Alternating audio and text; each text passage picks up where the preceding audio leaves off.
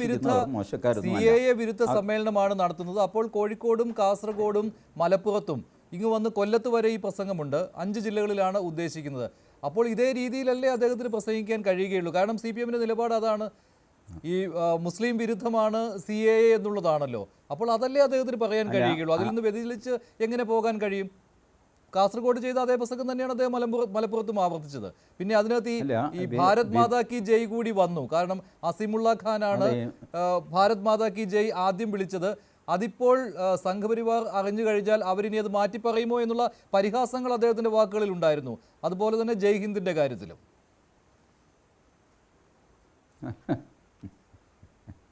ഈ സംഘപരിവാർ ഇത് 1925 RSSൻ്റെ സ്ഥാപനം, ആ സമയത്തുണ്ടാക്കിയ പ്രാർത്ഥന, അതിൻ്റെ അവസാനത്തെ വാക്കാണ് ഭാരത് മാതാ കി ജയ്.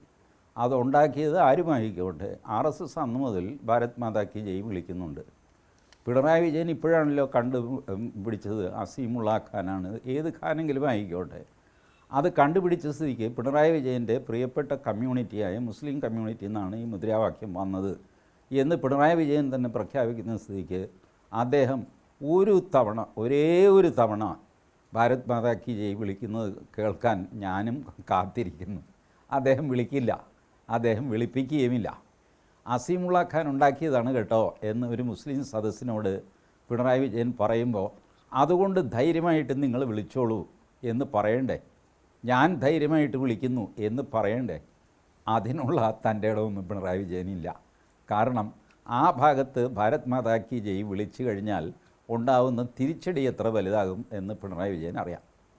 പിണറായി വിജയൻ തെക്കോട്ട് വന്നു കഴിഞ്ഞാൽ ഈ കൊല്ലം മാത്രമല്ല, പത്തനംതിട്ടയിലെ ഈരാറ്റുപേട്ടയിൽ ഒരു പ്രസംഗം നടത്തും CAAയ്ക്ക് വേണ്ടിയിട്ട്. പത്തനംതിട്ടയിലെ വേറെ ഒരു സ്ഥലത്ത് തിരുവല്ലയിൽ പ്രസംഗിക്കില്ല, ആറന്മുളയിൽ പ്രസംഗിക്കില്ല, ഈരാറ്റുപേട്ടയിൽ പ്രസംഗിക്കും. ഇതൊക്കെ ഞാനതിൽ കുറ്റം പറയുകയല്ല, തിരഞ്ഞെടുപ്പ് ഇങ്ങനെയൊക്കെയാണ്. അപ്പോൾ സെലക്റ്റീവായിട്ട് ആൾക്കാർ പ്രസംഗിക്കും, സെലക്റ്റീവായിട്ട് ചില പോയിൻറ്റ്സ് പറയും, ആ ഭാഗത്തെ ജാതി മതം ഒക്കെ നോക്കി കാര്യങ്ങൾ പറയും. അതേസമയം ഞങ്ങൾ മതേതരവാദികളാണെന്ന് ക്ലെയിം ചെയ്യുകയും ചെയ്യും. ഇത് എത്രയോ തെരഞ്ഞെടുപ്പുകളിൽ, കുറഞ്ഞത് 1965 മുതൽ, ഏകദേശം എനിക്ക് തിരിച്ചറിവ് വന്ന് തെരഞ്ഞെടുപ്പ് എന്താണെന്നൊക്കെ മനസ്സിലാവുന്ന കാലം മുതൽ ഞാൻ കാണുന്ന നാടകമാണിത്. അന്യോന്യം ഈ കുറ്റം പറയുകയും ചെയ്യും. ഇയാൾ മതം ഉപയോഗിച്ച അയാൾ മതം. എല്ലാവരും മതവും ജാതിയും ഒക്കെ നോക്കിയിട്ടാണ് സ്ഥാനാർത്ഥികളെ നിർത്താറുള്ളത്. അത് പുറത്ത് സമ്മതിക്കില്ലെന്നേ ഉള്ളൂ. ഈ തെരഞ്ഞെടുപ്പ് കഴിഞ്ഞു വരുന്ന മഞ്ജുഷി ഇതിൻ്റെ വിശകലനം നോക്കിക്കോളൂ.